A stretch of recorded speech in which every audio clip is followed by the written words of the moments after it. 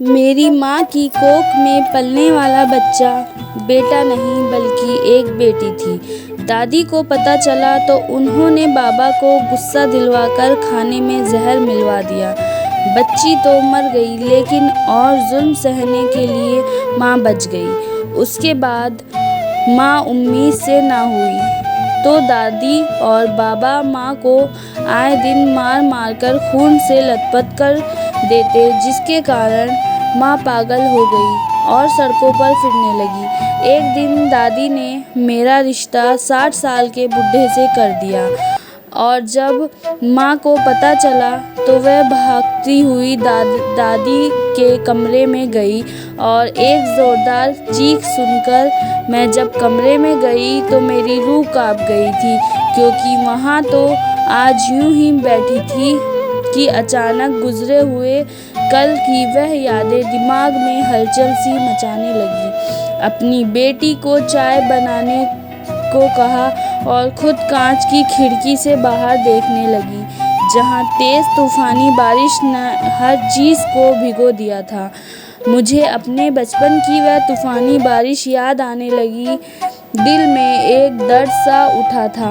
एक बार फिर दिल चाहा कि माँ की वह गुजरे हुए कल की दिल दहलाने वाली यादें पढ़ूं, जो मैंने बाबा और दादी से छुप छुप कर डायरी के पन्नों को सुनाई थी। आंखों में नमी सी उतरने लगी थी जब पहले पन्ने को पढ़ने के साथ साथ दिमाग में एक फिल्म सी चलने लगी। दादी की इच्छा थी कि माँ हर साल एक बेटे को जन्म दे, क्योंकि वह खुद 7 बेटों की माँ थी और मेरे बाबा उनकी सबसे पहली संतान थे। इसलिए जब वह माँ को ब्याह कर लाई तो पहली ही रात मेरी दादी बाबा से पहले माँ के पास जाकर उन्हें घर के सारे रीति रिवाज और तौर तरीके बताने के बाद बोली कि बहू, तुझे भी मेरी रीत को आगे लेकर जाना है। आज तक इस पूरे खानदान में मैं दूसरी औरत हूँ जिसने 7 बेटों को जन्म दिया है। अब तू भी मेरी ही रीत के पीछे पीछे चलकर 7 पोते जनकर मेरी गोद में डाल देना। दादी की इच्छा सुनकर माँ तो बौखला कर रह गई थी। औलाद का होना और फिर लड़का होगा या लड़की, यह तो ऊपर वाला ही तय करता है, मगर पहली ही रात दादी की इच्छा सुनकर माँ घबरा गई थी। सारे सपने एक तरफ रखकर वह ये सोचने में मग्न हो गई कि अगर पहली औलाद बेटा ना हुई तो ना जाने मेरी सास के दिल पर क्या गुजरेगी और फिर पति कैसे रवैया रखेगा। माँ की शादी को 1 हफ्ता गुजरा तो सास की तरफ से इशारों ही इशारों में सवाल और जवाब शुरू हो गए। माँ की शादी को 2 महीने गुजरे मगर अभी तक दादी को खुशखबरी ना मिली तो गांव के 3-4 फ्रॉडी बाबाओं और देशी जड़ी बूटियों के वैद्यों से संपर्क होने लगे। कई तरह के टोटके लगाकर माँ को पहनाने लगी। वह कहती कि किसी दुश्मन ने माँ पर काला जादू करवा दिया, तभी अभी तक तुम उम्मीद से नहीं हुई। मेरी माँ मासूम थी, अनाथ थी, जो सास कहती फौरन वह मानकर उसे पूरा करने लगती थी। आखिर कुछ दिन बाद माँ उम्मीद से हो गई तो दादी की सांस में सांस आई थी। मेरे पिता का मेरी माँ के साथ व्यवहार कैसा था ये भी मेरी दादी पर निर्भर करता था। अगर दादी मेरी माँ से अच्छे व्यवहार से बात करती तो बाबा भी करते, लेकिन अगर दादी का मूड खराब होता तो बाबा भी माँ के साथ उखड़े उखड़े रहा करते थे। माँ का 5वां महीना शुरू हुआ तो दादी माँ को बड़ी डॉक्टरनी के पास अल्ट्रासाउंड के लिए ले गई, जहाँ पता चला कि मेरी माँ जुड़वा बच्चों की माँ बनने वाली है। दादी को तो खुशी का कोई ठिकाने नहीं रहा था। वह समझी कि बहू को 2 जुड़वा बेटों की माँ बनने वाली है। उनका बस नहीं चल रहा था, वरना वहीं अस्पताल में खुशी से नाचने लगती, मगर अगले ही पल उनकी खुशियों पर पानी ऐसे फिरा कि डॉक्टर बोली 1 लड़का है और 1 लड़की। लड़की का नाम सुनकर दादी का चेहरा उतर गया था। फौरन चेहरे पर नफरत सी उभर आई और माँ के सामने ही डॉक्टर को 5,000 रुपये दिखाकर बोली, क्या इसका एक बच्चा खत्म नहीं हो सकता? यानी मेरी दादी मुझे मारने का प्लान बना रही थी, मगर डॉक्टर का ज़मीर जिंदा था। उसने फौरन मना कर दिया। इसमें मेरी माँ की जान को और साथ ही जुड़वा भाई को भी खतरा हो सकता था। जब माँ ने अपने सामने दादी की यह बातें सुनी तो उनका जिस्म काँप कर रह गया। उनकी सांस इस हद तक गिरने को तैयार थी, उन्होंने कभी सोचा भी नहीं था। खैर, जैसे तैसे 9 महीने गुजरे, मैं और मेरा भाई दुनिया में आ गए। डिलीवरी के बीच कुछ परेशानी की वजह से डॉक्टर दादी और बाबा से कहने लगी कि वह सिर्फ एक ही जान को बचा सकते हैं। बाबा और दादी फौरन बोले कि हमारे बेटे को बचाओ, मगर ऊपर वाले की करनी ऐसी हुई कि मेरा जुड़वा भाई दुनिया में आने के कुछ मिनट बाद इस दुनिया को छोड़ गया और मैं दादी और बाबा के जुल्म सहने के लिए दुनिया में आ गई।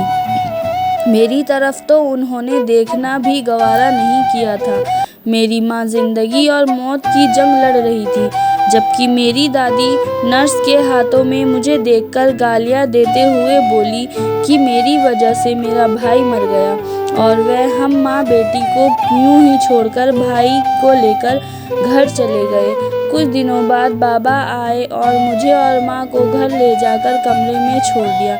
माँ कहती थी कि 3 दिन तक तुम्हारे बाबा ने तुम्हें देखना तो दूर, उन्होंने मुझसे बात भी नहीं की थी। एक वक्त ऐसा भी आया जब दिल इस कदर उदास हो गया कि मैंने सोचा कि काश मेरा बेटा जिंदा रहता और तुम मर जाती। उस पल में एक गहरी सांस लेकर रह गई। ये माएँ भी कितनी मजबूर होती है ना। औलाद से प्यार भी पति और सास की मर्जी से जानकर करती हैं। मेरी माँ भी उन्हीं औरतों में से थी जो सास और पति को खुश रखने की कोशिश में अपनी जान की भी परवाह नहीं करती थी। माँ को भी बेटे की मौत का गहरा सदमा था, मगर दादी का रवैया तो उससे भी ज़्यादा तकलीफ देने वाला था। उसी दिन से माँ की किस्मत ने पलटा खाया और दादी ने माँ की ज़िंदगी पर जुल्म करना शुरू कर दिया।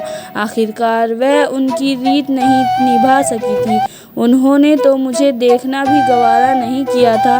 वह माँ को कोसती रहती और मुझे मरने के श्राप देती रहती। मैं तो मासूम थी, मुझे कहाँ पता था कि मेरी पैदाइश पराये सब होगा। दादी और बाबा मेरे भाई की मौत का जिम्मेदार मुझे ठहराते। दादी जब भी मुझे देखती तो आग उगलने लगती, जी भर के मुझे कोसती रहती। माँ से बर्दाश्त न होता और वह दादी को बातें सुनने लगती, मगर दादी तो माँ पर हाथ उठाने से भी पीछे नहीं हटती थी। उन्होंने माँ के आगे शर्त रख दी कि अगर अब अगली औलाद बेटा पैदा ना हुई तो वह उनकी बेटी यानी मुझे भी घर से बाहर फिकवा देंगी, फिर चाहे मुझे गलियों के आवारा कुत्ते नोच कर खाए या दरिंदे जैसे लोग, उन्हें कुछ परवाह नहीं थी। कुछ समय गुजरा तो माँ दोबारा उम्मीद से हो गई। वह उम्मीद से हुई तो एक बार फिर दादी का रवैया माँ के साथ कुछ बेहतर हो गया। वह माँ की सेहत का ख्याल रखने लगी और खुशी से यह वहम पालने लगी कि इस बार तो बेटा ही पैदा होगा। उन्हें अब की बार यकीन था कि इस बार माँ बेटा जनने वाली है। माँ भी उनका रवैया बदलने की वजह से खुश थी, मगर दिल में कहीं ना कहीं डर था कि अगर इस बार भी लड़की हुई तो ना जाने दादी उनके साथ क्या करेगी। मैं भी अब थोड़ी चलने फिरने के लायक हो चुकी थी। दादी मुझे माँ के पास बैठा देखकर उन्हें मुझसे प्यार करते देखती तो फौरन उठाकर मुझे दूर कर देती और कहने लगती कि अपना साया भी मेरे पोते पर मत पड़ने देना, दूर रहा कर अपनी माँ से। जब तक उसके 9 महीने पूरे नहीं हो जाते, उसके बाद तो वैसे भी अपने पोते को मैं अपने नज़रों के सामने परवान चढ़ाऊंगी। मैं तो मासूम थी, सिर्फ 1.5 साल की थी, भला कहाँ अपनी माँ से दूर रह सकती थी। मगर इस उम्र में भी दादी ने मुझ पर कई तरह की पाबंदियाँ लगा दी थी। उनका कहना था कि अगर माँ सारा दिन मेरे साथ ही लगी रही तो उनके पोते पर असर हो सकता है, बेटी को देखते देखते कहीं फिर ना बेटी जन दे। इसी डर से दादी ने मुझे अपने पास सुलाना शुरू कर दिया। मैं माँ के पास जाने के लिए रोती रहती थी और बार बार माँ को आवाज़ें देकर सिसकती रहती, मगर दादी को मुझ पर रहम न आता। उन्होंने तो मुझे अपने कमरे में अलग ही बंद करके छोड़ दिया था। माँ को भी मुझसे मिलने की अनुमति न थी। मैं सारा दिन और रात माँ से मिलने के लिए बेचैन रहती और उन्हें आवाज़ें देने लगती, मगर दादी ने तो मुझे एक दुपट्टे के साथ बांधकर अपने बिस्तर से बांध दिया था, ताकि मैं कमरे से बाहर निकलकर माँ के पास ना जा सकूं। जब बहुत ही ज़्यादा भूख लगती तो दादी से कहती, मगर दादी मुझे दूध पिलाने की बजाय सूखी रोटी दे दिया करती थी, जिसे चबाना मेरे लिए बहुत मुश्किल था। मगर पेट में उठ रही दर्द की लहरें मुझे वह खाने पर मजबूर कर दिया करती थी। मेरी माँ कमरे से बाहर खड़ी मुझे अक्सर देखती रहती और छुप कर रोती रहती थी। कई बार दादी के घर से बाहर जाने के बाद वह मेरे पास आती और मुझे सीने से लगाकर फूट कर रोती रहती। माँ का कहना था कि तुम ऊपर वाले से प्रार्थना किया करो कि इस बार ऊपर वाला मेरी गोद में बेटा डाल दे, क्योंकि ये सारी मुसीबत तभी टल सकती है जब मैं उनको एक बेटा पैदा करके दूंगी। मैं मासूम थी, कुछ समझ बूझ ना रखती थी, इसलिए जो माँ कहती और जैसा कहती मैं वही शब्द दोहराया करती। मुझे तो यह भी नहीं पता था कि प्रार्थना कहते किसे है, मगर जब भी मुझ पर दादी जुल्म करती या मुझे खाने को कुछ ना देती तो वह सूखी बासी रोटी जो मेरे हलक में कांटों की तरह चुभ रही होती, मैं रो कर ऊपर वाले से प्रार्थना करने लगती कि हे भगवान, माँ को बेटा दे दे ताकि मैं दोबारा माँ के पास जाकर सो सकूं, उनके हाथों से खाना खा सकूं। दादी जब मेरे मुंह से ऐसे शब्द निकलते देखती तो वह जोर से हंसने लगती। उनकी तो हंसी ही ना रुका करती थी। एक दिन दादी माँ को डॉक्टर के पास लेकर गई ताकि ये पता करवा सके कि आखिर इस बार माँ क्या पैदा करने वाली है। माँ को जब वह डॉक्टर के पास लेकर गई तो बहुत खुश दिखाई दे रही थी, मगर जब कुछ घंटों बाद वापस घर आई तो माँ रो रही थी, जबकि दादी उन्हें गुस्से से देखकर बुड़बुड़ा रही थी। एक बार फिर माँ एक बेटी की माँ बनने वाली थी, और जब यह खबर डॉक्टर ने दादी को सुनाई तो उनका तो पारा हाई हो चुका था। उनका तो बस नहीं चल रहा था, वरना वह वहीं खड़े माँ को मुंह नोच लेती। शाम को बाबा घर आए तो दादी सब कुछ बाबा को बताने लगी। माँ के तो होश उड़ रहे थे। आने वाली बेटी से ज़्यादा उन्हें दुनिया में मौजूद बेटी की फिक्र होने लगी, क्योंकि दादी ने तो यही शर्त रखी थी कि अगर बेटा पैदा हुआ तो ही वह मुझे घर में रखेंगी, वरना कचरे की तरह घर से बाहर फेंक देंगी। इस दिन बाबा और दादी ने हैवानियत की सारी हदें पार कर दी थी। माँ डरी सहमी सी कमरे में बैठी थी कि ना जाने बाबा उन्हें क्या कहेंगे, मगर कुछ देर बाद दादी कमरे में आई और हाथ में खाने की ट्रे थामे हुए लाई जिसमें खाना था। दादी ने वह खाना माँ के सामने रखा और बोली कि आज खाना खा लो, कल से घर की सारी जिम्मेदारियाँ तुम खुद उठाओगी। माँ को दादी की यह खामोश कुछ खटखटा रही थी, मगर वह सोचों में गुम दादी का लाया हुआ खाना खाने लगी। इस बात से अनजान के खाने में जहर मिलाया गया है। माँ ने पेट भरकर खाना खाया। जैसे ही वह खाना माँ के पेट में पहुँचा, उन्हें अपने शरीर में एक गर्माई सी महसूस होने लगी। ऐसा महसूस हुआ जैसे उनके अंदर एक आग की भट्टी जल चुकी हो, जिसकी आग और तपिश इस कदर ज़्यादा थी कि उन्हें अपना सारा जिस्म झुलसता हुआ महसूस होने लगा। हलक के कांटे चुभने लगे और वह बिस्तर पर लेटे तड़पने लगी। बहुत मुश्किल से बोलकर उन्होंने दादी और बाबा को कई आवाज़ें दी, मगर दोनों में से एक भी उनके पास ना गए, और वह दोनों तो दादी के कमरे में बैठे माँ की दर्द भरी आवाज़ सुनकर हंस रहे थे और एक दूसरे की आंखों में देखकर अपना प्लान पूरा होते देखकर खुश हो रहे थे। मुझे तो दादी ने दुपट्टे से चारपाई से बांधा था। मुझे माँ की वह दिल दहला देने वाली आवाज़ साफ सुनाई दे रही थी। मैं बार दादी और बाबा को कह रही थी कि माँ के पास जाओ, आखिर वह क्यों इस कदर चिल्ला रही हैं, उन्हें क्या हुआ है, मगर दोनों में से कोई भी उठकर माँ के पास ना गया। सारी रात माँ दर्द से तड़पती रही और चिल्लाती रही। आखिरकार जब उनकी आवाज़ आनी बंद हो गई तो बाबा और दादी उठे और माँ को लेकर अस्पताल चले गए। जब अस्पताल में डॉक्टर ने उनका चेकअप किया तो वह कहने लगे, इनका बच्चा इनके पेट में ही मर चुका है, जबकि मेरी माँ की हालत अब खतरे से बाहर है। जहर वाला खाना खाने के बावजूद माँ बच गई थी, जबकि मेरी बहन दुनिया में आने से पहले ही दुनिया छोड़ चुकी थी। माँ को घर लाया गया तो वह बहुत रोई थी। दादी और बाबा ने तो उनकी जान लेने से भी परहेज न किया था।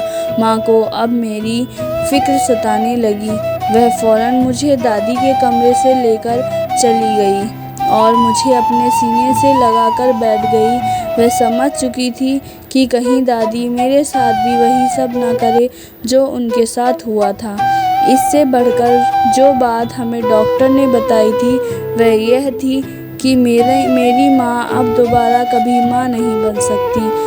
जहर ने माँ से औलाद पैदा करने वाली काबिलियत छीन ली थी। बाबा को जब यह पता चला तो उनके होश उड़ गए, जबकि दादी माँ को बहुत मारने लगी।